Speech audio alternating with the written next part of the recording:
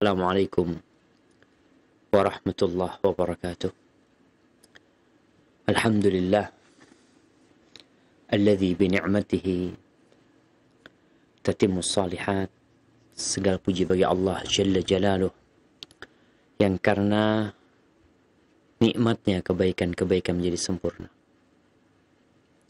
Yang karena rahmatnya niat-niat baik hamba dapat terlaksana.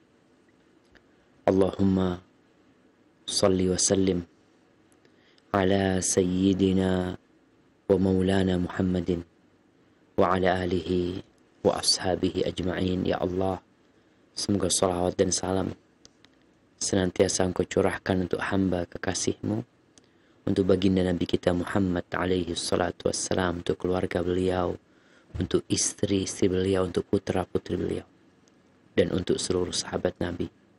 Semoga Allah meridhai kita bersama mereka.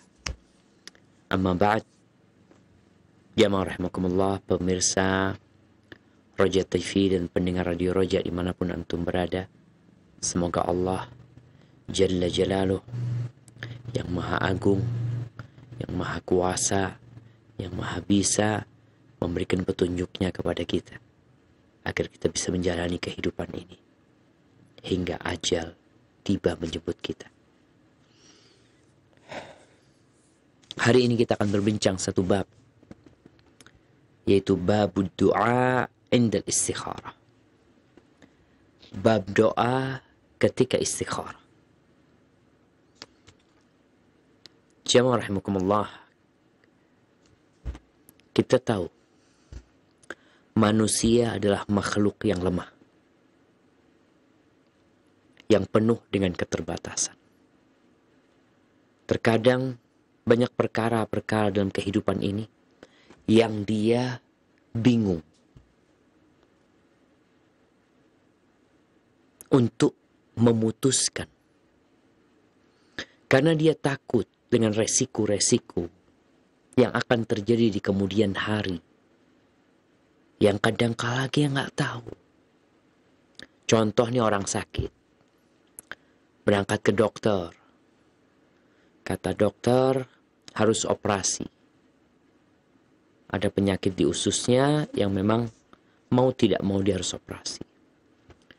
Konsultasi ke dokter lain katanya enggak harus operasi. Mungkin masih bisa diobati dengan cara lain. Akhirnya dia bimbang tentang apa yang harus dia lakukan. Contoh lain, seorang melamar kerja.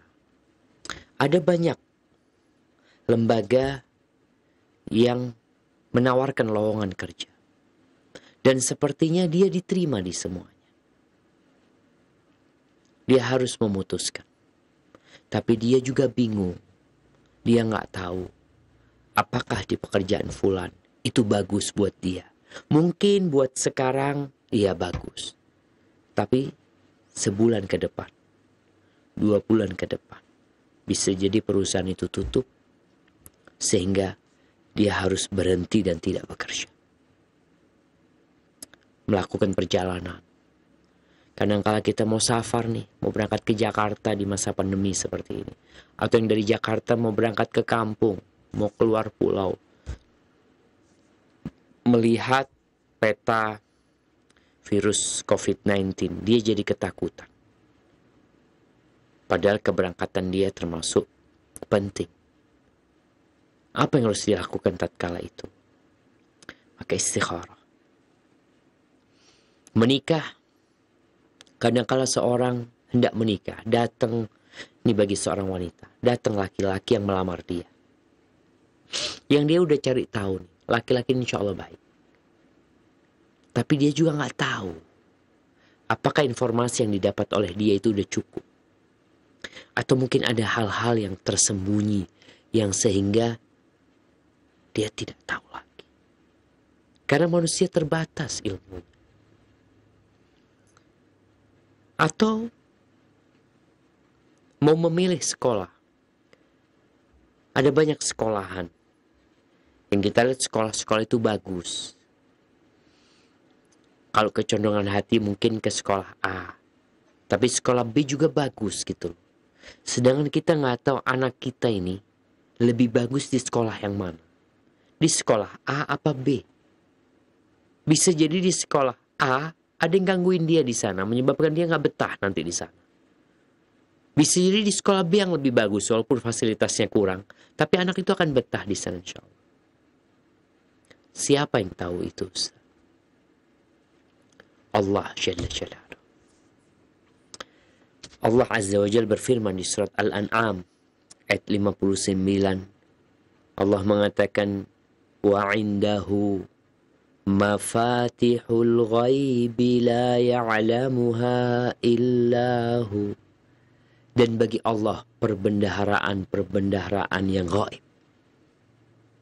Kunci-kunci yang gaib. Yang tidak mengetahuinya kecuali dia saja. Gak ada yang tahu. Kecuali Allah Azza wa Jalla. Wa ya'lamu ma fil barri wal bahr. Dan Allah tahu semua yang ada di daratan dan yang ada di lautan. Ada apa di daratan? Ada berapa pohon? Ada berapa padi yang tumbuh? Ada berapa jagung? Ada berapa durian yang sedang berbuah? Ada berapa pohon mangga yang sedang berbuah? Berapa jumlah buahnya? Bagaimana akhir dari buah tersebut? Apakah akan dipetik kemudian dimakan oleh sang empunya? Atau akan dimakan oleh kelelawar? Dan sang pemilik tidak pernah menikmatinya. Allah tahu. Yang di lautan Allah tahu. Nelayan tuh berangkat ke lautan, dia nggak tahu dia mau dapat apa. Dia berangkat aja. Dia berusaha pulang. Kadangkala tidak dapat kecuali satu ikan tongkol. Kadangkala dia dapat ikan layur yang banyak. Kadangkala kapalnya terbalik. Siapa yang tahu dengan kejadian-kejadian dan apa yang ada di lautan? Allah tahu. Iya. وَمَا تَسْقُطُ مِنْ وَرَقَةٍ إِلَّا يَعْلَمُهَا. Dan tidak ada satupun daun yang jatuh kecuali Allah tahu. Allah tahu tuh daun akan jatuh jam berapa. Di pohon ini sehari akan jatuh umpamanya 15 daun. Yang mana yang lebih dahulu? Dan ketika daun itu jatuh, kemana dia akan jatuh? Kemudian masa depan daun ini mungkin akan dimakan oleh kambing atau tidak. Berapa jumlah daun-daunan? Allah tahu. Wala habbatin fi dhulumatil ard wala ratbin wala yabisin illa fi kitabim mubin. Biji-bijian yang ada di kedalaman bumi, di dalam tanah. Subhanallah jemaah.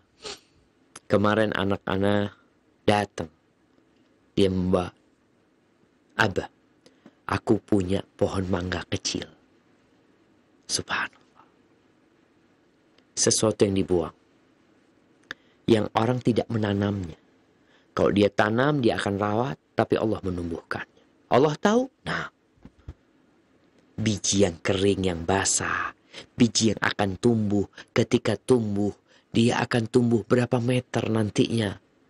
Kemudian setelah itu mungkin dia ditebang, mungkin dijual. Siapa yang tahu? Allah. Semuanya sudah tertulis di dalam Lauhul Mahfuz. Di kitab yang nyata. Yang menjelaskan.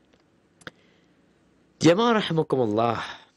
Dulu orang-orang jahiliyah. Ya sepertinya di masa sekarang juga ada. Mereka kalau mau melakukan sebuah tindakan, kadangkala dia tanya, oke, tanya nggak apa-apa, musyawarah. Baik, ada lagi yang mencari wangsit di tempat-tempat keramat.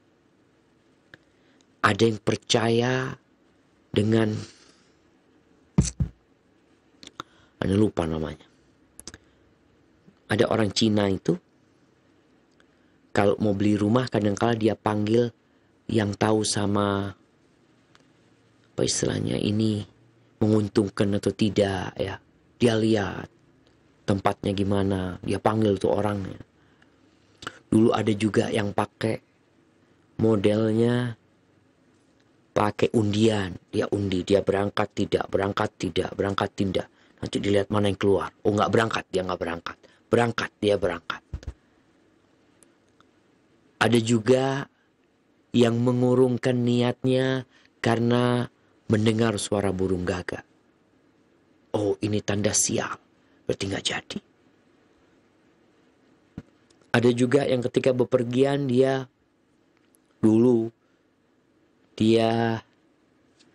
usir burung itu. Bahasa Jawanya itu digesu. Digesu. Kemudian burung itu terbang. Terbang ke kanan atau ke kiri. Kalau ke kanan, oh berarti berangkat.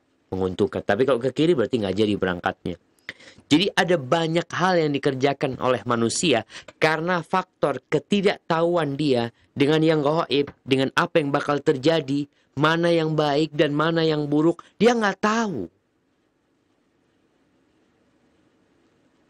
Maka di sini Rasulullah Sallallahu Alaihi Wasallam mengajarkan sebuah doa yang disebut doa indal istikharah. Ketika engkau punya pilihan, engkau hendak mengambil sebuah keputusan yang memang nggak tahu baik dan buruknya. Kalau tahu baik selesai, nggak ada orang istikharah. Ana mau istikharah Ustaz, kenapa? Besok ana puasa sunnah apa enggak ya? Puasa engkau sudah, nggak perlu istikharah. Tapi ada perkara-perkara yang memang gaib, masa depannya kita nggak tahu. Imam Bukhari mengatakan haddatsana Mutarrif ibn Abdullah Abu Mus'ab qala haddatsana Abdurrahman ibn Abi al-Mawal an Muhammad ibn al-Munkadir an Jabir yani Jabir bin Abdullah radhiyallahu anhuma qala kana an-nabi sallallahu alaihi wasallam yu'allimuna al-istikhara fil umur kas-surati min al-Qur'an. Idza hamma bil amri falyarka rak'atain. Kata Jabir bin Abdullah radhiyallahu anhuma, Rasulullah sallallahu alaihi wasallam beliau mengajarkan kepada kami untuk istikharah. Apa makna istikharah? Istikharah itu sebuah permohonan, meminta pilihan dari Allah Azza wa Jalla. Jadi istikharah ini bukan jalan untuk mengetahui yang gaib, bukan. Kita sedang meminta pilihan kepada Allah Azza wa Jalla untuk mendapatkan kebaikan dan agar terhindar dari keburukan. Karena manusia nggak tahu dengan yang gaib. Maka di sini Nabi SAW mengajarkan kepada kami istikharah dalam perkara-perkara yang memang diperlukan untuk istikharah di sana. Jadi nggak semua perkara sebenarnya.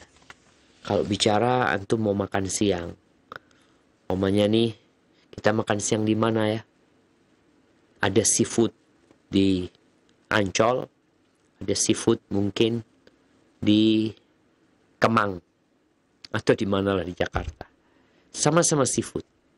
Ngobrol, gimana kita mau makan di mana malam ini? Ayo, sholat istikharah. Nggak perlu kayak gitu. Ada perkara-perkara yang memang bismillah, kau tinggal pilih gitu. Namun ada perkara-perkara yang kita nggak tahu dengan hasilnya nanti bagaimana. Di sini disebutkan bahwa Nabi SAW mengajarkan istikharah ini dalam perkara-perkara seperti beliau mengajarkan satu surat dari Al-Quranul Karim. Di sini disebutkan atau penyebutan seperti mengajarkan surat dari Al-Quranul Karim ini menunjukkan tentang pentingnya perkara ini. Nggak main-main. Karena tadi kita singgung. Ada orang-orang dia tidak tahu untuk menentukan, lalu dia cari orang pintar. Orang pintar itu juga sama. Tidak tahu sama yang gaib. Dengan apa yang bakal terjadi dia nggak tahu. Kalau tadi Anda sebutkan ada orang Cina fungsu apa namanya? Fungsu apa? Yang untuk melihat keberkahan bukan keberkahan, keberuntungan di rumah itu, rumah ini sial apa tidak. Di sini Nabi SAW benar-benar memperhatikan masalah istikharah. Beliau mengatakan, idza hamma bil amr.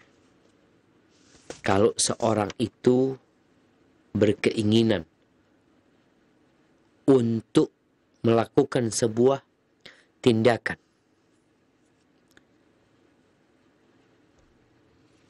apa yang harus dia lakukan? Falyarka rak'atain. Hendaklah dia sholat 2 rakaat. Sholat 2 rakaat. Sholat sunnah 2 rakaat. Dan pelaksanakan sholat sunnah 2 rakaat ini menurut jumhur ulama tidak boleh dilakukan di waktu larangan. Jadi sholat istikharah nih, doanya doa istikharah. Tapi tidak boleh dilakukan sholatnya ini di waktu larangan. Kapan waktu larangan? Habis subuh. Di mana kita tahu Rasul Sallallahu Alaihi Wasallam beliau melarang sholat sunnah setelah sholat subuh. Beliau mengatakan, la sholata ba'dal fajri hatta tatlu asyams. Nggak ada sholat sunnah setelah sholat subuh sampai matahari terbit. Kemudian Nabi SAW juga mengatakan, idza tala'a hajibus syamsi fa akhirus salata hatta tartafi'. Kalau kalian melihat matahari sedang terbit, seperti alis mata lagi keluar mataharinya kayak gitu, maka tunda sholat sampai mataharinya naik dikit. Jadi waktu yang dilarang itu ba'da subuh sampai matahari terbit, dan ketika terbit pun nggak boleh sholat sampai matahari itu naik sedikit, kira-kira seanak tombak, baru kita sholat. Wa idza ghaba hajibus syamsi fa akhirus sholata hatta taghib. Kalau matahari itu terbenam, lagi terbenam kan, nanti terakhir seperti alis gitu ya, terus menghilang, jangan sholat sampai matahari itu hilang. Kemudian di hadis yang lainnya dari Uqbah bin Amir Al-Juhani radhiyallahu anhu qala, 3 sa'atin kana Rasulullah sallallahu alaihi wasallam yanhana an nusalliya fihinna aw an nakbura fihinna mautana. Ada 3 saat, ada 3 waktu di mana Rasulullah sallallahu alaihi wasallam melarang kita untuk sholat di waktu tersebut atau menguburkan jenazah. Hina tatlu'u syams bazighatan hatta tartafi. Ketika matahari sedang terbit sampai dia lepas naik. Wahina yaqumu qa'imudz zahirah hatta tamila syams. Ketika matahari berada di tengah-tengah. Ketika kita tidak melihat lagi ada bayangan kita. Sampai kemudian matahari tergelincir. Masuk waktu zuhur. Wahina tadayyafu syams lil ghurub hatta taghrib. Ketika matahari itu sudah mulai tenggelam. Mulai hilang sedikit demi sedikit, mulai masuk ke dalam sampai dia hilang. Jadi ingat, sholat 2 rakaat ini dilakukan tidak di waktu larangan.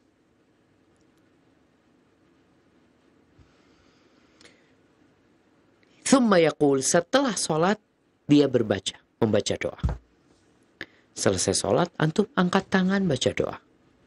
Dan para ulama mengatakan bisa jadi engkau ketika berdoa sebelum membaca ini, istilahkan engkau memuji Allah Azza wa Jalla.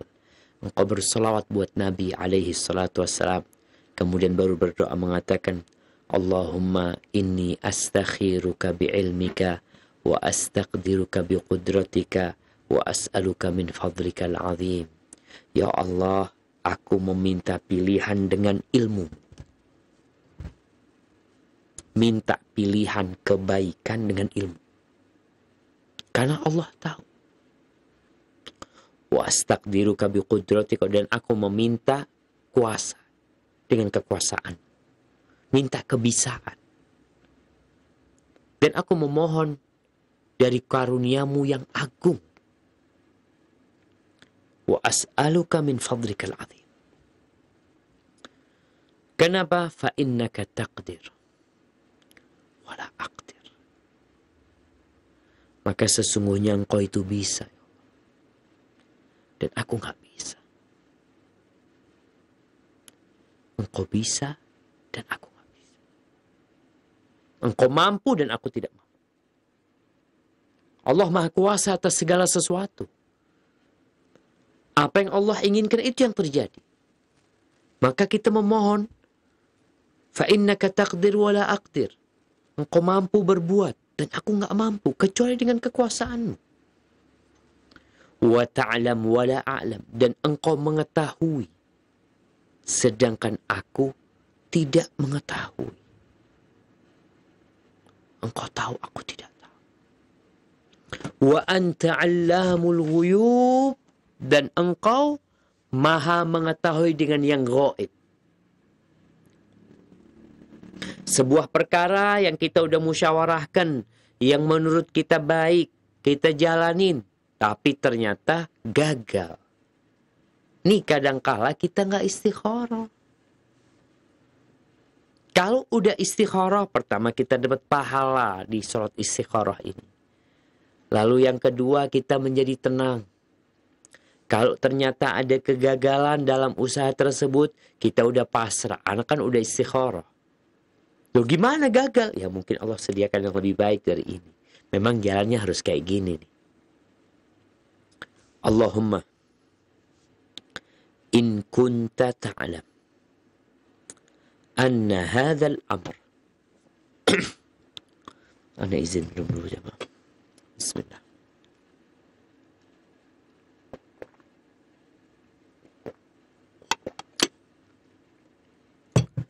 Alhamdulillah. Ya Allah, kalau engkau mengetahui bahwa urusan ini dia sebutkan hajat, silahkan disebutkan. Mau pakai bahasa Indonesia, mau pakai bahasa Jawa, apa hajat? Usaha, sekolah, kerjaan, nikah, perceraian. Kadang-kala ada perempuan-perempuan yang bingung, dia mau gugat cerai, tapi kesian sama anak-anak, tapi nggak gugat cerai. Kok kayak tersiksa dalam kehidupan tersebut. Sebutkan hajatnya. Khairun li. Kalau urusan ini ya Allah, umpamanya urusan pernikahan dengan fulan, ini baik buat aku. Fi dini wa ma'ashi wa aqibata amri. Dalam agamaku. Sebelum bicara dunia, agama. Kenapa kok minta pilihan kepada Allah yang berkaitan dengan kebaikan dalam agama hamba? Karena kita tahu agama ini pegangan hidup hamba. di dunia, di kuburan, dan pada hari kebangkitan. Makanya di doa Nabi SAW, Allahumma aslih li dini alladhi huwa ismatu amri. Ya Allah, perbaiki bagi aku agamaku yang ia merupakan pegangan urusanku.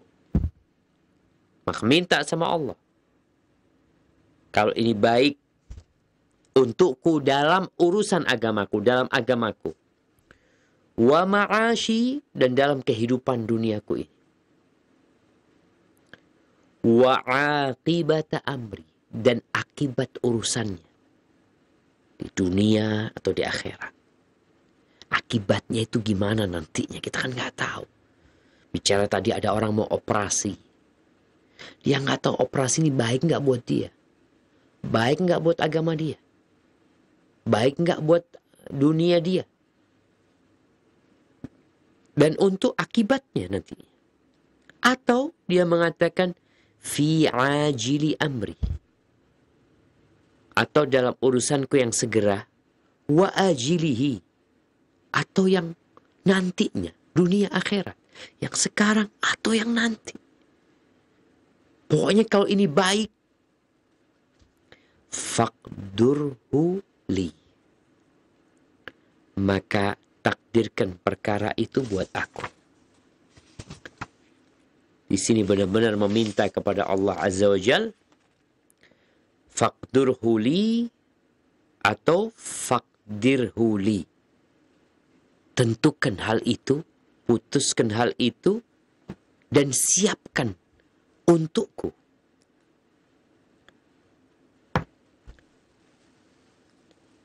Di dalam Sahih Al-Bukhari ada tambahan wa yassirhu li thumma barik li fihi. Faqdurhu li wa yassirhu li thumma barik li fihi. Ya Allah, takdirkan hal itu buat aku, mudahkan untukku, kemudian berkahi aku di dalam. Yang diminta, kalau itu baik buat agama, duniaku, akibat urusanku yang sekarang atau yang akan datang, maka takdirkan buat aku ya Allah. Mudahkan. Jadi minta ditakdirkan tapi minta dimudahkan juga.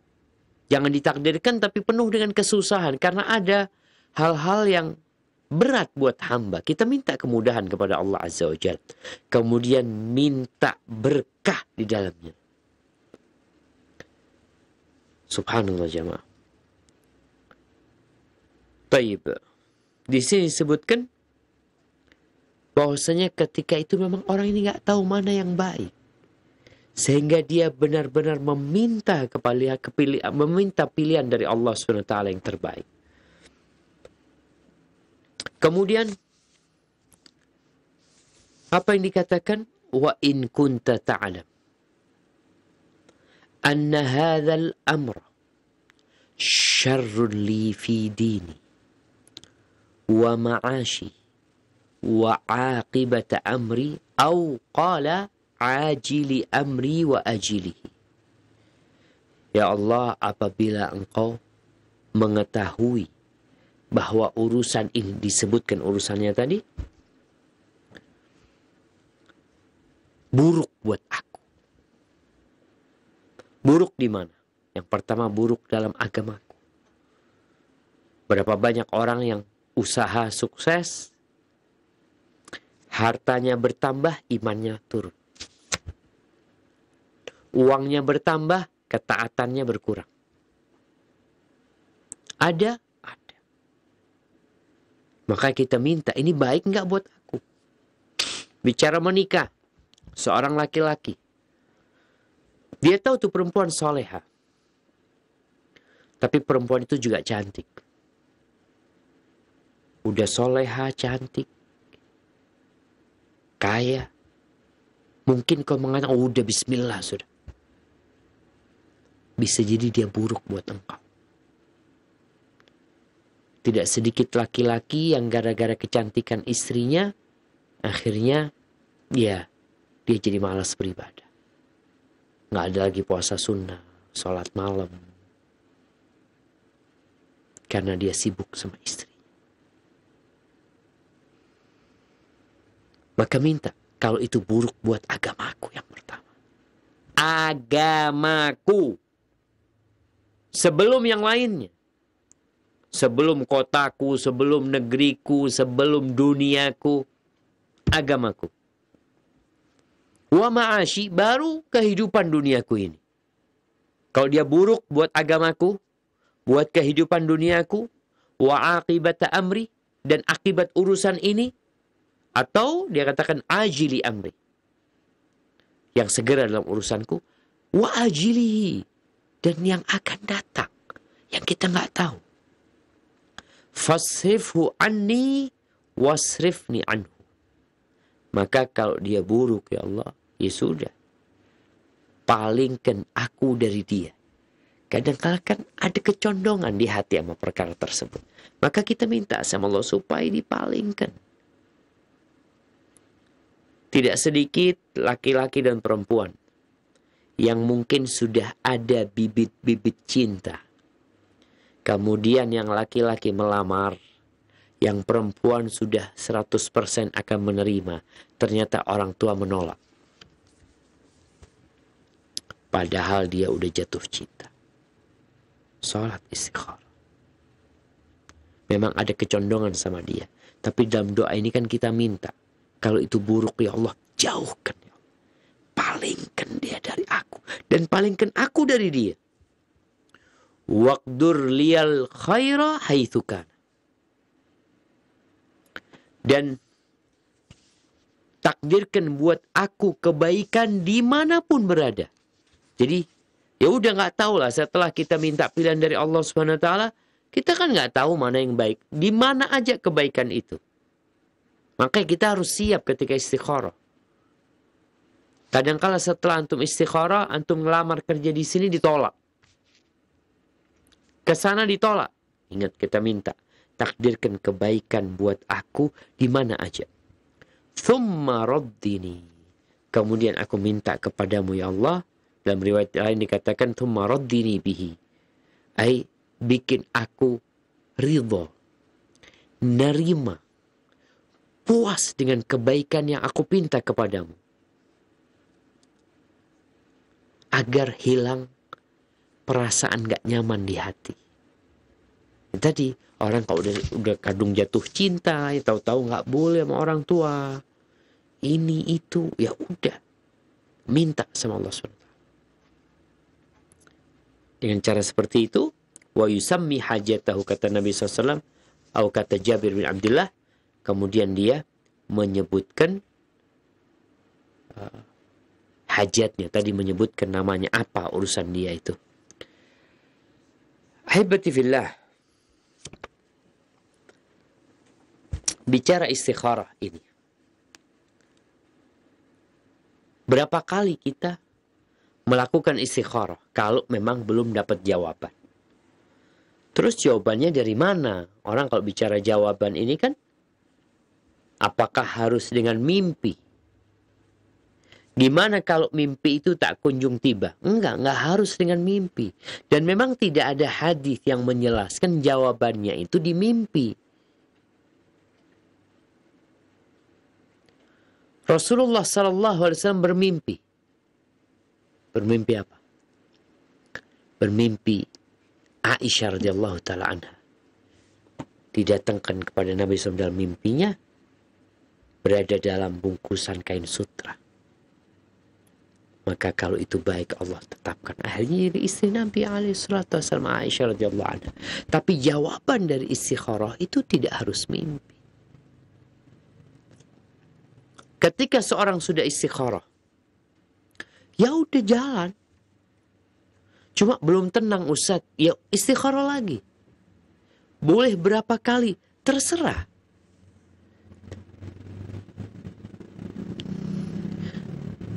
Di sini sebagian ulama, bahkan jumhur ulama dari kalangan Hanafiyah, Malikiyah dan Syafi'iyah, mereka berpendapat kalau orang yang istikharah ini belum jelas jalannya buat dia, maka dia boleh mengulangi istikharah. Sampai berapa kali? Ya sampai hatinya mendapatkan ketenangan. Apa yang menjadi dalil mereka? Hadis Nabi SAW dari Abdullah bin Mas'ud radhiyallahu anhu, dia mengatakan, kana Rasulullah SAW idza da'a thalathan wa idza sa'ala thalathan. Nabi SAW kalau berdoa, beliau 3 kali. Doa Nabi itu diulangin 3 kali. Kalau meminta juga diulangin 3 kali. Berarti boleh kan, ini minta sama Allah SWT.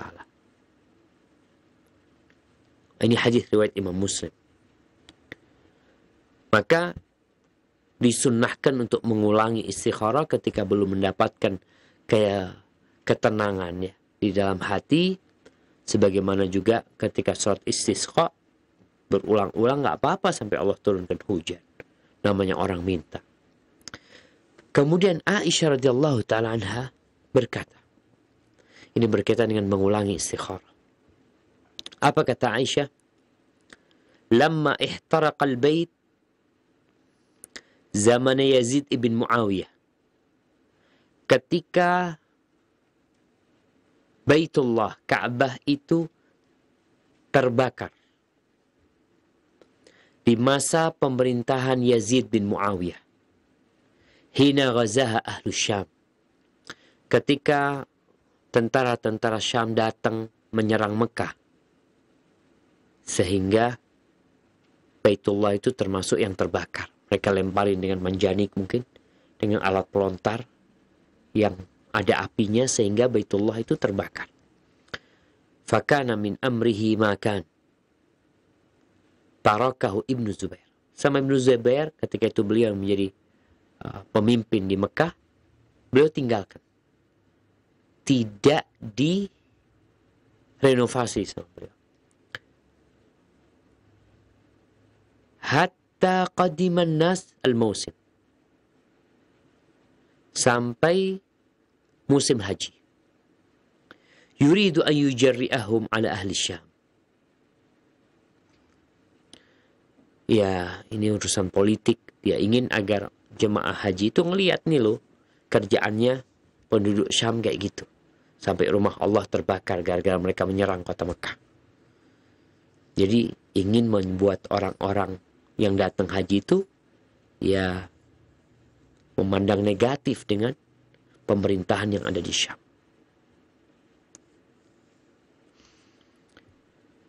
Ketika orang-orang sudah pulang,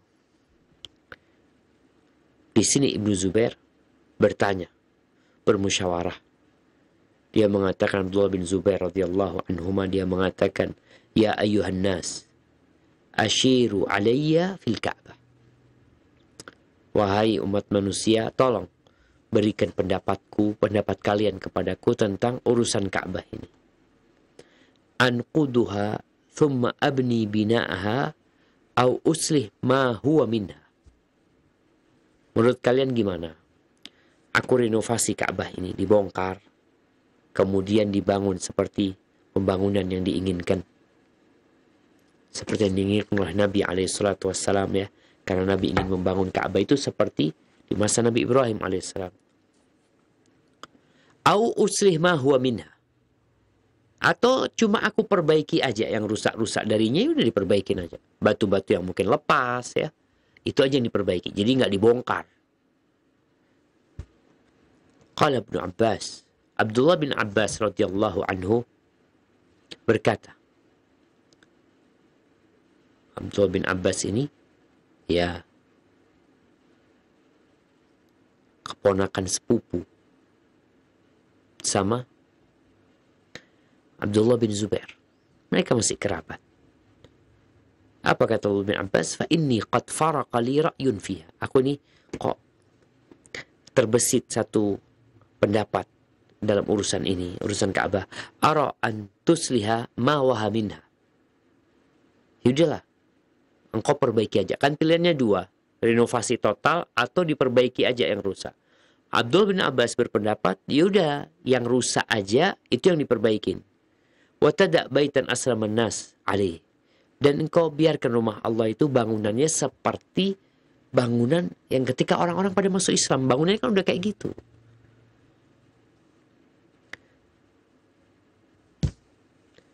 Dan engkau tinggalkan bebatuan tersebut seperti ketika orang-orang masuk Islam.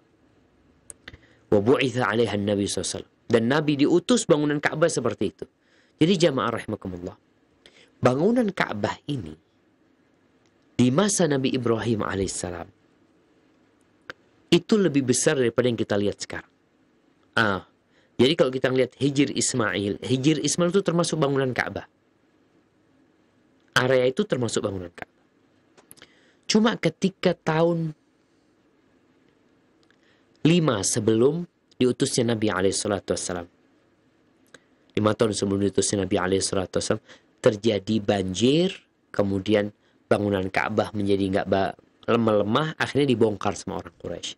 Dibongkar, mereka mengatakan nggak boleh masuk ke dalam bangunan ini kecuali harta yang halal. Riba apa nggak boleh masuk. Ketika udah dibangun, ternyata habis. Harta yang halal itu habis ya. Akhirnya mereka biarin seperti yang kita lihat.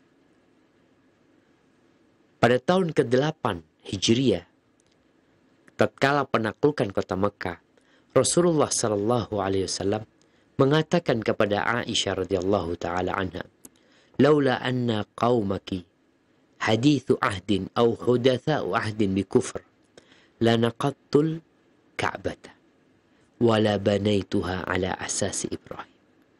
Kalau takut tidak terjadi fitnah gara-gara orang kan baru masuk Islam. Kalau nggak takut mereka itu yang baru masuk Islam, niscaya Ka'bah akan dibongkar sama Nabi SAW, akan dibangun, dikembalikan seperti bangunannya yang dibangun di masa Nabi Ibrahim alaihissalam.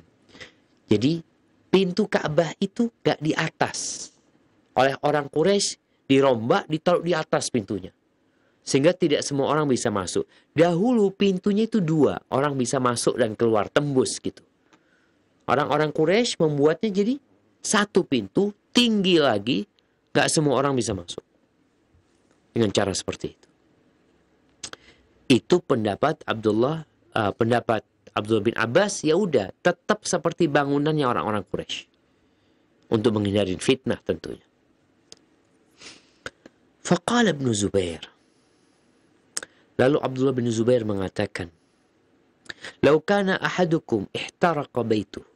Kalau salah seorang di antara kalian rumahnya terbakar, ma radiya hatta yujiddahu. Maka dia nggak akan ridho kecuali dia perbaharui rumahnya gitu. Bukan cuma diperbaiki sedikit tapi diperbaharui semuanya.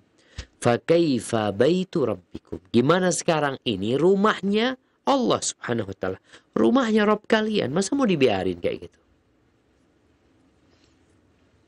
Lalu apa kata Abdullah ibn Zubair?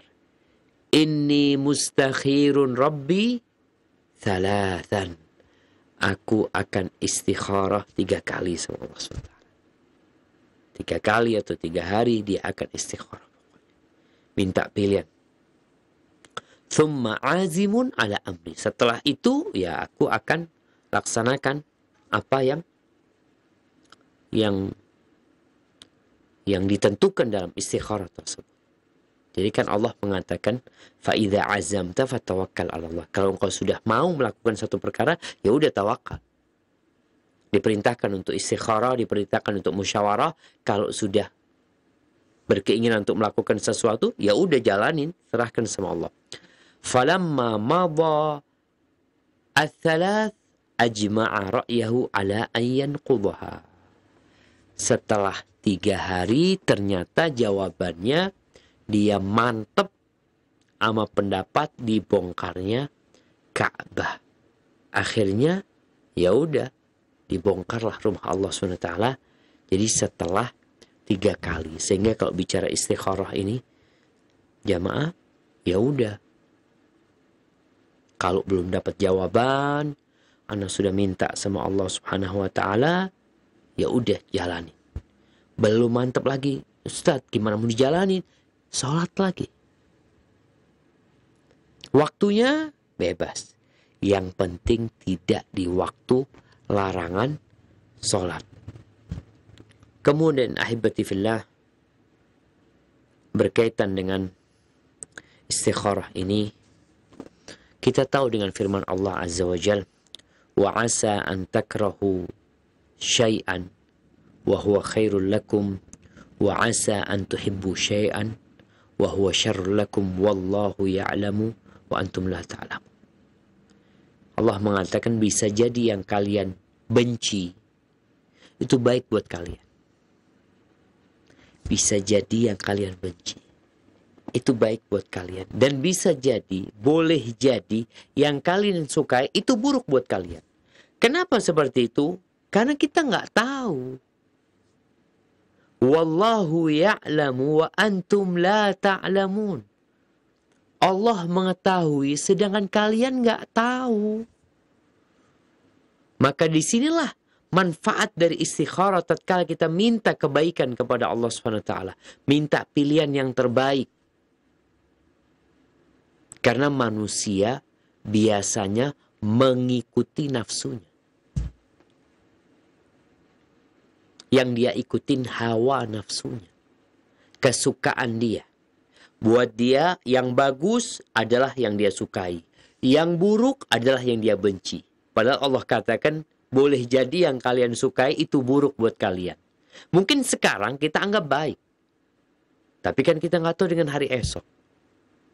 Mungkin buat kita kayaknya nggak bagus, nggak enak gitu. Orang mau pindah rumah, bingung mau kemana ya, banyak perumahan Ustaz. Di sana bagus, di sini bagus. Istikharah. Minta pilihan sama Allah Subhanahu wa Ta'ala sehingga hamba tatkala itu akan menjadi tenang, jemaah. Ahibati fillah, tadi kita sebutkan bahwasanya tidak harus menanti mimpi.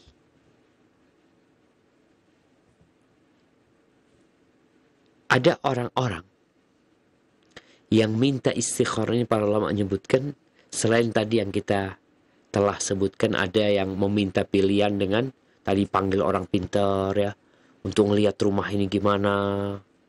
Kadangkala kita bicara tanggal baik, tanggal buruk. Kok ya udahlah, kita mau bicara nikah, anak ingin segera atau ditunda. Ada orang yang menikah, aduh nantilah 6 bulan lagi, sekarang masih corona. Kan nggak tahu mana yang terbaik. Kalau urusan ngundang orang banyak, nggak undang orang banyak, itu urusan lain. Tapi kebaikan buat sang pengantin, kebaikan buat keluarga, apa baiknya kalau ditunda-tunda? Istikharah, minta pilihan dari Allah Subhanahu wa Ta'ala. Tadi kita sebutkan ada yang cari orang pintar, ada yang lewat lotre mencari pilihan dari Allah Subhanahu wa Ta'ala. Ada juga disebutkan dengan yang membuka Al-Quranul Karim. Jadi cara minta pilihan, gimana kita berangkat apa enggak ya? Buka Al-Quran. Kemudian dia taruh tangannya. Dia baca. Kalau ternyata ayatnya ayat azab, enggak jadi. Berarti enggak bagus. Kenapa? Ini soalnya yang kita baca ayat azab. Tapi kalau mamanya dia buka Quran, kemudian dia lihat, oh ayatnya ayat tentang surga, oh berarti ini baik. Ingat, ini termasuk istikharah yang tidak sesuai dengan ajaran Nabi SAW. Nabi menyuruh kita berdoa, memohon kepada Allah Azza wa Jal. Sehingga ketika kita memohon kepada Allah dengan nama-namanya yang indah, dengan sifat-sifatnya, kita di situ bertawassul ya, dengan nama Allah, dengan kekuasaan Allah, dengan ilmu Allah. Setelah itu serahkan sama Allah SWT. Apapun yang terjadi, udah serahkan. Suka tidak suka, jalanin. Ternyata jawaban istikharahnya, anak nggak jadi sama tuh laki-laki. Tahu-tahu laki-laki itu membatalkan pernikahannya. Alhamdulillah, engkau kan udah minta pilihan sama Allah. Kalau memang ini buruk, palingkan aku dari dia, palingkan dia dari aku. Selesai. Kita perlu bertawakal kepada Allah. Setelah istikharah dan mau melakukan tindakan, serahkan sama Allah. Semoga dengan seperti itu Allah memberikan yang terbaik kepada kita. Hadza wallahu a'lam bishawab. Itu mungkin yang bisa kita bahas pada kesempatan kali ini. InsyaAllah kita lanjutkan pada pertemuan yang akan datang dengan hadis berkaitan dengan doa-doa Nabi yang lainnya. Mungkin kita masuk ke sesi tanya jawab. Anda kembalikan ke teman-teman di Rojak Pusat. Barakallahu fikum. Jazakallahu khairan kami sampaikan kepada Ustadz Syafiq bin Riza Basalamah MA Hafizahullahu Ta'ala yang telah membimbing kita dalam kajian pembahasan kitab Al-Adabul Mufrad karya Al-Imam Al-Bukhari rahimahullahu ta'ala. Dan kami undang Anda para pemirsa Roja TV dan pendengar Radio Roja dimanapun Anda berada. Dalam sesi tanya jawab Anda dapat berpartisipasi dengan mengirimkan pertanyaan Anda melalui pesan singkat. Baik, kita akan coba angkat pertanyaan pertama melalui pesan singkat dari hamba Allah di Itana Wolio. Pertanyaannya, Ustadz, kalau seorang muslim hendak keluar rumah atau berkendaraan, maka dianjurkan membaca doa tawakkaltu 'ala Allah sampai selesai. Masalahnya ketika keluar rumah untuk suatu maksud atau tujuan yang baik, tapi kita tidak tahu apa sebenarnya yang terjadi dan apakah yang kita tuju dan kita inginkan bisa kita dapatkan. Pertanyaannya, Ustadz, apakah hal ini termasuk pula dalam pengertian istikharah? Mohon penjelasannya, Ustadz. Barakallahu fiik. Jamaah rahimakumullah. Berkaitan dengan kita tiap hari keluar. Ya udah. Kita namanya orang bekerja, dia tiap hari keluar rumah, ya berangkat antum bekerja. Dengan membaca doa tadi, Bismillahi, tawakkaltu 'ala Allah, la haula wa la quwata illa billah. Atau tambahan lagi, tambahan yang lainnya, Allahumma inni a'udzubika an adilla au udalla, an azilla au uzalla, an adlima au udlama, an ajhala au yujhala alayya. Ya Allah, aku berlindung kepadamu jangan sampai tersesat atau aku disesatkan. Jangan sampai aku tergelincir atau digelincirkan. Jangan sampai aku menzalimin atau dizalimin. Jangan sampai aku melakukan tindakan kebodohan atau aku dibodohin orang. Antum jalan, sesuatu yang memang biasa kita kerjakan, ya udah berangkat ke tempat kerja, berangkat ke tempat usaha, silahkan. Mau ziarah ke tempat kawan, tafadhol. Tapi kalau memang ada urusan yang terbebani kita, umpamanya kita mau nagih utang sama sahib, kita bingung. Kira-kira jadi apa nanti atau jadi masalah kalau anak ke sana. Jadi ada sesuatu yang membuat kita bimbang untuk menentukan langkah kita. Tatkala itu istikharah. Tapi kalau sekadar kita mau ke tempat kawan, ini, itu, ya bismillah berangkat. Apalagi kalau niat kita baik. Niat kita adalah untuk ziarah karena kita cinta dia kepada Allah Subhanahu wa Ta'ala. Tapi kalau perkara-perkara yang beresiko, yang kita nggak tahu mana yang baik dan mana yang buruk, ya kita perlu istikharah minta pilihan sama Allah Subhanahu wa Ta'ala. Seperti kita mau safar, kita mau melakukan perjalanan. Ini baik apa enggak ya? Maka istikharah minta pilihan sama Allah Subhanahu wa Ta'ala. Tapi kalau keluar yang tiap hari, sebuah rutinitas, ya baca doa keluar rumah aja, itu sudah cukup. Hadza wallahu a'lam bissawab. Nah. Jazakallahu khairan Ustadz atas penjelasannya, dan untuk berikutnya kita akan angkat pertanyaan melalui line telepon. Kami persilahkan. Iya. Silahkan. Halo, Assalamualaikum. Waalaikumsalam warahmatullahi wabarakatuh. Dari siapa di mana, Ibu? Dari hamba Allah Riau. Baik, silahkan Ibu. Ya, terima kasih. Begini Ustadz, ketika kita sedang rajin-rajinnya berdoa di setiap saat, apalagi di waktu-waktu doa, di waktu yang mustajab, itu timbul perasaan kalau terlalu banyak meminta, Allah akan benci kepada kita. Apakah perasaan seperti ini datang dari setan, Ustaz? Terima kasih. Assalamualaikum warahmatullahi wabarakatuh. Waalaikumsalam warahmatullahi wabarakatuh. Jazakillahu khairan untuk Ibu di Riau. Tafadhol Ustaz. Masya Allah. Nah, kalau perasaan orang banyak berdoa, kemudian nanti kayaknya aku terlalu banyak doa minta sama Allah ya, jadi gak enak, itu perasaan dari syaitan. Kenapa? Karena doa ini ibadah. Doa ini ibadah.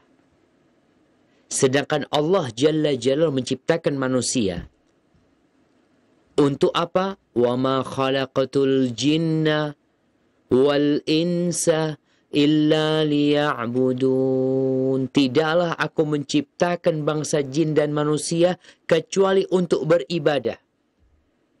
Dan dalam hadis Rasulullah sallallahu alaihi wasallam mengatakan ad-du'a huwal ibadah. Doa itu ibadah. Kita akan bahas nanti setelah beberapa hadis, ada bab tentang doa itu ibadah yang dibahas oleh Imam Bukhari rahimahullahu taala. Di mana orang yang tidak minta Allah murka. Allah marah. Ketika Rasul sallallahu alaihi wasallam menceritakan bahwasanya Allah akan mengabulkan semua doa hamba, apa yang diminta Allah akan kasih 1 dari 3 hal. Apa kata para sahabat? Idza nukthir. Kalau gitu kita banyak-banyak minta sama Allah SWT. Qala Allahu aktsar. Allah akan kasih lagi lebih banyak. Kenapa dikatakan doa ini ibadah? Karena di situ hamba menunjukkan kelemahan dia, kefakiran dia, ketidakmampuan dia. Apalagi dia angkat tangan, minta sama Allah Azza wa Jal. Allah malu nggak ngasih. Oleh karena itu kalau kita membaca doa-doa Nabi alaihi salatu wasallam, kita akan melihat orang yang banyak berdoa adalah Rasulullah sallallahu alaihi wasallam. Minta kebaikan dunia dan akhirat. Bahkan kita diperintahkan oleh beliau untuk berdoa dalam urusan-urusan yang remeh. Sampai dalam urusan tali sandal kita. Kadang-kadang orang lepas tali sandalnya, mau diperbaiki, minta tolong sama Allah Azza wa Jalla. Maka perasaan itu dari setan. Ketika kita, malulah banyak doa sama Allah. Masa minta terus? Itulah bedanya sang pencipta dengan makhluk. Manusia kalau kita pinta dia sekali, 2 kali, 3 kali, bosan dia. Mungkin dia tutup pintunya buat kita. Tapi kalau Allah, coba kita lihat doanya Nabi Zakaria. Bertahun-tahun doa. Namun hatinya penuh keyakinan Allah akan kabulkan doa. Ini yang harus ada di diri kita. Perasaan yang harus ada di diri kita adalah keyakinan bahwasanya Allah berjanji akan mengabulkan doa kita. Sehingga Nabi Zakaria mengatakan, walam akun bidu'aika rabbi syaqiyya. Aku nggak pernah merasa sengsara, kecewa dengan berdoa kepada, nggak ada kekecewaan. Terus minta dari muda sampai tua renta berdoa. Berapa tahun minta anak. Maka hilangkan perasaan-perasaan tadi, aduh malu meminta sama Allah. Allah itu semakin suka tatkala kita banyak berdoa. Hada wallahu a'lam bissawab. Jazakallahu khairan Ustaz atas penjelasannya, dan semoga kita menjadi lebih bersemangat untuk berdoa. Baik, untuk berikutnya Ustaz, pertanyaan dari Bapak Deden di Cianjur melalui pesan singkat. Ingin bertanya Ustaz, yang pertama, apa boleh pada saat pandemi sekarang ini kita selalu membaca kunut nazilah dalam setiap sholat fardu dan sholat sunnah ba'diyah maupun qobliyah? Dan yang kedua, posisi telapak tangan saat membaca doa tolak bala sebaiknya terbuka atau tertelungkup Ustadz? Terima kasih Ustadz, mohon penjelasannya. Barakallahu fiik. Ahibati fillah, berkaitan dengan kunut nazilah, sejatinya itu dibaca tatkala ada bencana-bencana yang menimpa umat Islam dari musuh-musuh Islam. Ketika itu Rasulullah SAW qunut nazilah, meminta pertolongan Allah agar musuh-musuh yang telah menyakitin, mengganggu umat Islam mendapatkan azab dari Allah Jalla Jalla. Itu. Jadi bukan karena bencana alam, bukan karena penyakit, bukan karena pandemi. Terus kalau karena pandemi, apa yang harus dilakukan oleh umat Islam? Yang dilakukan adalah bertobat. Ma nazala bala'un illa bidhambin wa ma nuzi'a illa bitaubah. Bala itu nggak turun kecuali dengan dosa. Dan tidak diangkat kecuali dengan taubat. Makanya kalau kita membaca kisah Fir'aun yang Allah Azza wa Jal memberikan kepada mereka berbagai bencana, di akhir ayat Allah Azza wa Jal mengatakan la'allahum yadharra'un. Dan bukan hanya Fir'aun, ya. Berbagai kaum yang Allah berikan bala kepada mereka. Allah mengatakan wa ma arsalna fi qaryatin min nabiyyin illa akhadna ahlaha bil ba'sa wad dharra la'allahum yadharra'un. Dan tidaklah kami utus ke dalam sebuah negeri seorang nabi kecuali penduduk tersebut, ketika mereka tidak beriman dengan nabi tersebut, menolak, mengabaikannya, niscaya kami akan berikan hukuman kepada mereka dengan baksa, ya, dengan kelaparan, dengan kesulitan, dorok, dengan penyakit. Apa tujuannya? La'allahum yadharra'un, agar mereka kembali berdoa minta sama Allah SWT, mereka agar bertaubat. Maka itu yang dilakukan hamba dalam masa pandemi seperti ini. Ketika ada bencana dari musuh, maka kita minta kepada Allah agar Allah memberikan azab kepada mereka. Sekarang nih, kita sedang diazab. Kita sedang dikasih ujian. Ustaz, mungkin bukan azab, oke. Itu jadi azab buat orang-orang kafir. Buat orang-orang fasik. Buat orang-orang beriman, Masya Allah. Itu akan jadi penghapus dosa, pengangkat derajat. Nah, itu buat orang-orang yang bertakwa. Tapi kalau enggak, taubat. Berdoanya minta sama Allah itu adalah dengan memohon kepada Allah Subhanahu wa Ta'ala agar diangkat bala ini dengan banyak-banyak istighfar, memohon ampun, ajak umat Islam ini. Ya, Ana mengajak sekarang, jangan hanya menunggu vaksin. Kita ini kadang-kala nggak paham atau gagal paham dengan urusan vaksin ini.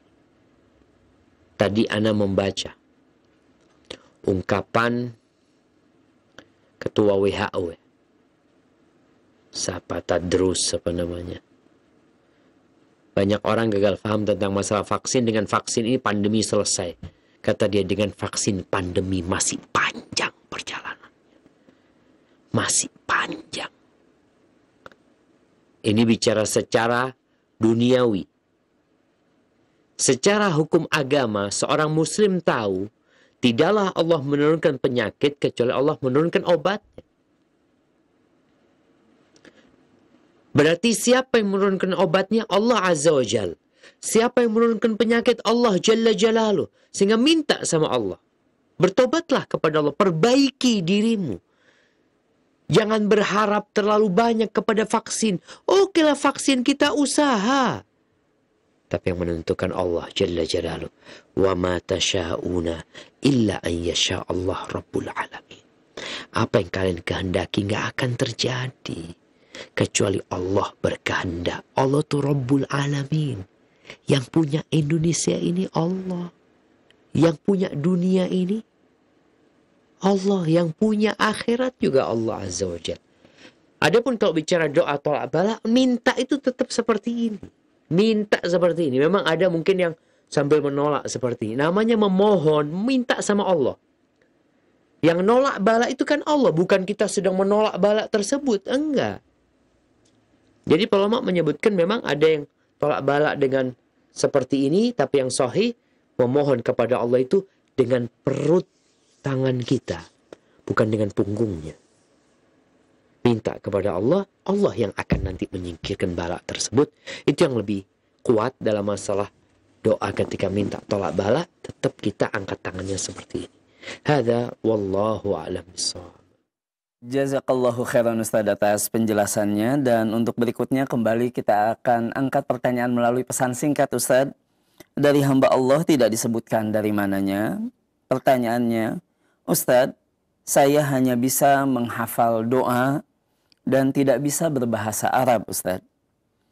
Ketika kita menyebutkan hajat yang kita inginkan dalam doa ketika istikharah, bolehkah menyebutkan hajat kita dalam bahasa Indonesia sedangkan doanya dengan bahasa Arab? Mohon penjelasannya Ustaz. Barakallahu fikum. Naam jamaah. Bahasa Arab ini bahasa agama kita. Al-Arabiyyatu minad din, kata para ulama. Bahasa Arab itu termasuk agama. Jadi bukan hanya sebuah bahasa. Orang Indonesia punya bahasa Indonesia. Di Indonesia pun ada ratusan bahasa. Ada bahasa Jawa, bahasa Sunda, ada bahasa Madura, ada bahasa Banjar, Melayu, macam-macam bahasa itu. Itu bahasa komunitas. Bahasa suku, etnis. Tapi bahasa Arab ini bahasa agama. Jadi walaupun orang Amerika ya mau tidak mau sebagai seorang muslim, dia akan berusaha belajar bahasa Arab. Sholatnya tetap pakai bahasa Arab gitu. Ngajinya Quran ya bahasa Arab. Bukan karena di Amerika bahasa Arabnya hilang. Yang ada terjemahan Inggris doang. Enggak. Tetap baca Qurannya ya bahasa Arab, ada terjemahan bahasa Inggris. Kenapa? Karena bahasa Arab bahasa agama kita. Maka berusahalah untuk belajar bahasa Arab. Tapi gimana nggak bisa bahasa Arab? Setelah belajar, berusaha, maka boleh dia sebenarnya doa itu mau pakai bahasa apa aja boleh. Tadi doa istikharah. Kalau orang itu nggak bisa bahasa Arab, dia baca artinya. Boleh, boleh. Apalagi ini nggak baca artinya, dia tetap baca bahasa Arabnya, tapi usahakan difahami. Kenapa? Karena Allah Azza wa Jal tidak mengabulkan doa dari hati yang lalai. Hati yang tidak bersama dengan apa yang diucapkan dengan lisan. Maka minta kepada Allah. Fahami maknanya. Atau engkau baca bahasa Indonesianya, boleh. Baca doanya bahasa Indonesia. Hajatnya bahasa Indonesia. Kalau doanya bahasa Arab, hajatnya bahasa Indonesia, nggak apa-apa juga. Jadi membaca doa itu dengan bahasa Indonesia nggak apa-apa. Yang diperselisihkan para ulama itu doa ketika sholat. Kalau di luar sholat, ahlan wa sahlan. Silahkan kita membaca doa itu dengan bahasa kita. Kalau memang kita nggak bisa bahasa Arab. Kalau bisa bahasa Arab, kadangkala ada orang nggak bisa bahasa Arab tapi bisa ngapalin tuh doa. Alhamdulillah dia hafal tuh doa. Nggak perlu nyontek, dia udah hafal. Boleh juga nyontek. Dalam semua kondisi ingat hati kita harus bersama ucapan kita. Hadza wallahu a'lam bishawab. Jazakallahu khairan Ustaz atas penjelasannya, dan untuk dua pertanyaan ke depan insya Allah kita akan coba angkat pertanyaan melalui line telepon. Kami persilahkan. Iya. Assalamualaikum Ustaz. Waalaikumsalam warahmatullahi wabarakatuh. Dari siapa di mana Bapak? Dengan Abu Alif di Puma Bau-Bau Ustaz. Dari Bau-Bau. Silahkan Bapak. Ya, yang saya tanyakan mengenai doa Ustaz. Iya. Dalam keadaan yang bagaimana kita berdoa itu dengan mengangkat tangan, dan dalam keadaan bagaimana pula kita berdoa dengan tidak mengangkat tangan Ustaz. Kemudian apa yang dimaksud dengan doa ibadah dan doa masalah? Ya barakallahu fiik wa jazakallahu khairan. Assalamualaikum warahmatullahi wabarakatuh. Waalaikumsalam warahmatullahi wabarakatuh. Tafadhol Ustaz. Barakallahu fikum. Nah, Kalau bicara kapan mengangkat tangan dan kapan tidak mengangkat tangan, hukum asalnya berdoa adalah angkat tangan. Rasulullah sallallahu alaihi wasallam mengatakan, innallaha hayyun karim yastahyi min 'abdihi idza rafa'a yadayhi an yaruddahuma sifran khaibatain. Allah itu maha mulia dan maha malu. Allah malu dari hamba yang mengangkat tangan berdoa lalu Allah balikin kosong. Allah malu. Maka di sini Allah mengatakan hukum asalnya berdoa angkat tangan. Kapan tidak angkat tangan? Ketika ada penjelasan dari Nabi alaihi salatu wassalam, memang beliau tidak angkat tangan pada waktu itu. Contohnya ketika sholat Jumat. Ketika khatib Jumat tuh nggak angkat tangan seperti ini. Dia cukup menunjuk dengan jari telunjuknya ketika berdoa. Itu yang dilakukan oleh Nabi alaihi salatu wassalam. Makmum bagaimana, jamaah bagaimana, pendapat yang lebih kuat mengikuti imam. Kalau enggak, dia juga enggak angkat tangan. Dia cukup mengaminkan. Dia enggak angkat tangan, dia cukup mengaminkan. Itu yang dilakukan oleh makmum. Karena memang imamnya tidak angkat tangan. Imamnya cuma menunjuk dengan jarinya, maka makmum cukup mengaminkan tanpa mengangkat tangan. Kemudian doa ketika sujud. Jangan ketika sujud itu kan kita meletakkan telapak tangan menyentuh tanah. Jangan karena doa lalu kita ganti seperti ini sujudnya. Karena Anda sedang doa, Ustaz. Nanti kalau sujud biasa ya Anda seperti ini. Tidak. Ya sudah, engkau dalam kondisi sujud, engkau berdoa. Ketika tasyahud akhir, enggak angkat tangan. Ya cukup dengan bertasyahud dengan jari telunjuknya dan berdoa dengan jari telunjuknya. Jadi hukum asalnya doa itu dengan angkat tangan, kecuali ada tempat-tempat yang memang di situ Nabi alaihissalam tidak mengangkat tangannya. Ini hukum asalnya berdoa. Baik. Adapun pertanyaan tentang doa, doa itu memang ada dua macam. Para ulama membaginya menjadi du'aul ibadah dan du'aul mas'alah. Doa ibadah dan doa masalah. Dua-duanya termasuk ibadah sebenarnya. Hanya maksud doa ibadah itu yang bentuk permohonannya itu adalah salah satu tata cara ibadah. Orang yang sholat itu sedang berdoa, dia minta sama Allah. Sejatinya dia minta keselamatan dengan ibadah dia. Tapi bentuknya bukan mengatakan, ya Allah aku meminta, enggak.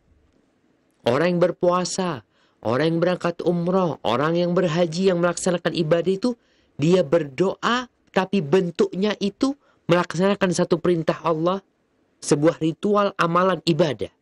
Kalau doa masalah, doa yang memang isinya permohonan langsung, minta langsung. Ya Allah, aku minta ini. Ya Allah, berikan kepada aku ini. Allahumma a'inni ala dzikrika. Ya Allah, bantulah aku untuk mengingatmu. Wa syukrika wa husni ibadatik. Allahumma inni as'alukal jannah wa a'udzubika minan nar. Rabbana atina fid dunya hasanah wa fil akhirati hasanah wa qina adzaban nar.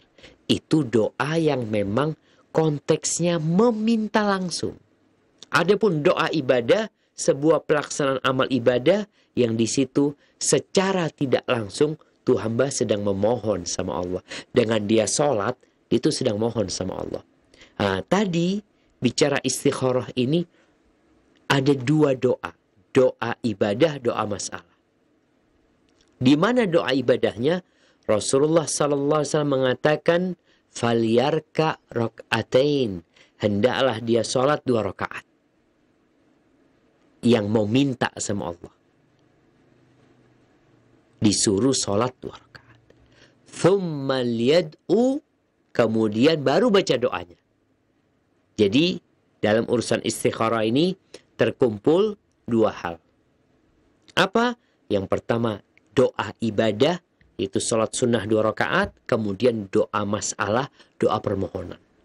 Nah, ada satu hal yang penting Bagaimana dengan wanita yang sedang datang bulan? Wanita yang sedang nifas.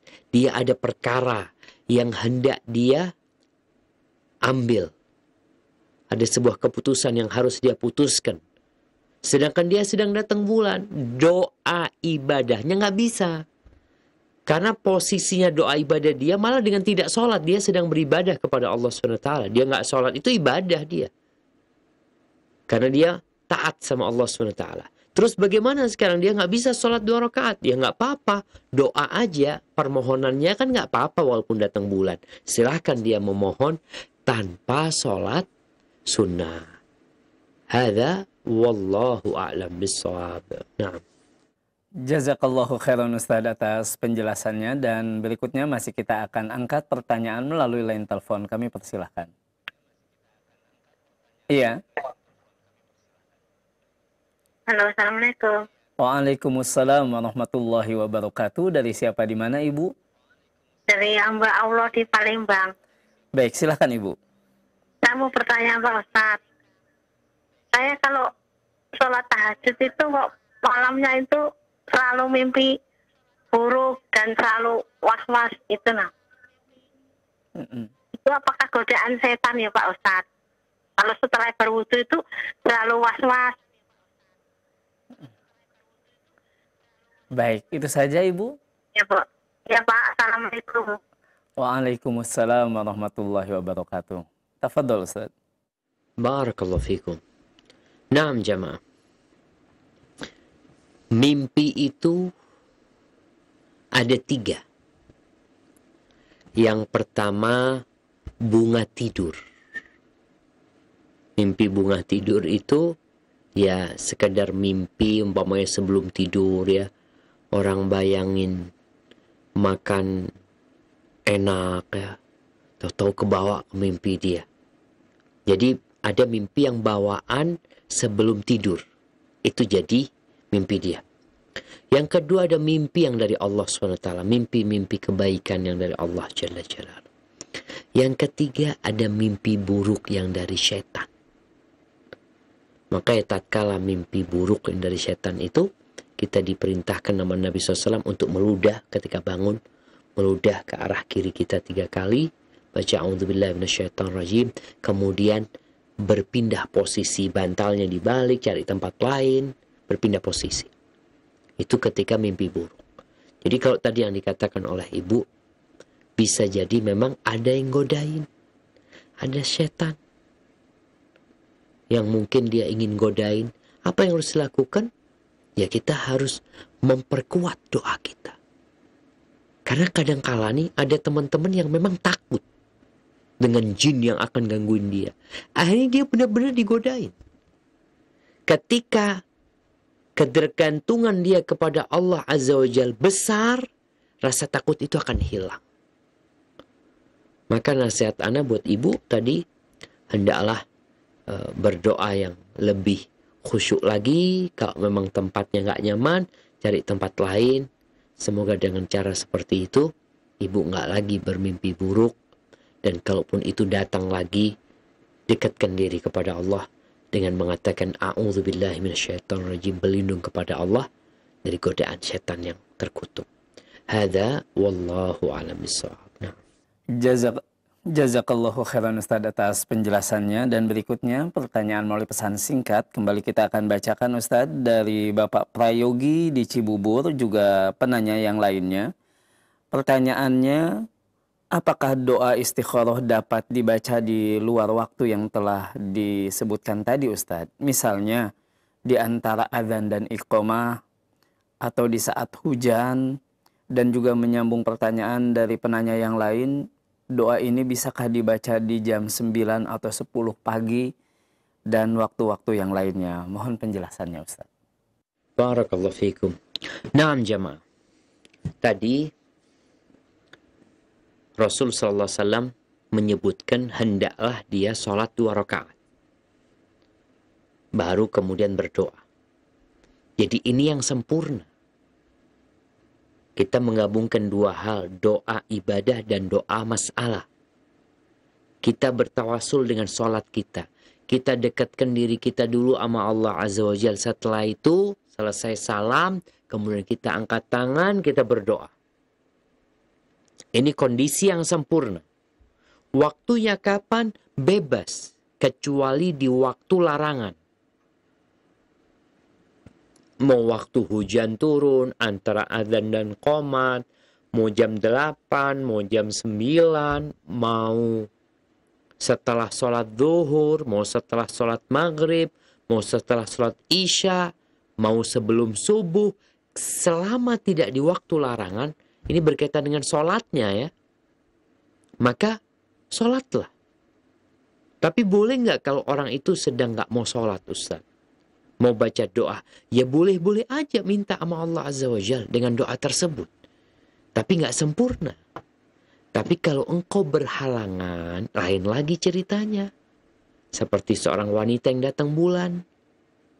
Seorang wanita yang atau seorang laki-laki yang dia ya nggak ada air umpamanya di sana. Kemudian pakaian dia najis, memang bukan waktunya sholat ya. Kemudian dia ada perkara yang dia hendak berdoa minta sama Allah, silahkan dia tanpa sholat pun boleh. Tapi yang sempurna adalah dengan sholat 2 rakaat, baru setelah itu berdoa. Memilih waktunya, ya kalau kita bisa di waktu-waktu yang lebih mulia, umpamanya tadi kita menggabungkan ya, antara 2 azan dan qomat itu kan doanya mustajab. Ana sholat sunnah Ustaz, kemudian ana baca doa ini. Sholat sunnahnya bisa qobliyah, nggak apa-apa. Kita niatkan 2 qobliyah itu, tapi memang kita ingin beristikharah, minta pilihan yang terbaik sama Allah SWT. Hadza wallahu a'lam bissawab. Jazakallahu khairan Ustaz atas penjelasannya. Dan berikutnya kembali pertanyaan melalui pesan singkat Ustaz dari hamba Allah, tidak disebutkan di mananya Ustaz. Ingin bertanya Ustaz, bolehkah kita sholat istikharah Ustaz terkait wanita yang kita suka namun sudah memiliki pasangan Ustaz? Mohon penjelasannya Ustaz. Subhanallah jemaah. Iya. Ahibati fillah. Kita itu diperintahkan untuk menundukkan pandangan. Allah mengatakan wa qul lil mu'minin yaghuddu min absarihim wa yahfadhu furujahum. Katakan kepada orang-orang beriman agar mereka menahan, menundukkan sebagian pandangan mereka dan menjaga kemaluan mereka. Dan Nabi SAW mengatakan an-nadhratu sahmun min sihami iblis masmum al-masmuma atau sahmun masmumun min sihami iblis. Pandangan mata itu adalah anak panah iblis yang beracun.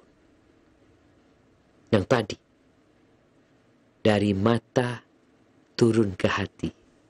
Atau ada lintah turun ke kali, dari mata turun ke hati. Sehingga kau mencintai seorang wanita yang udah menjadi istri orang.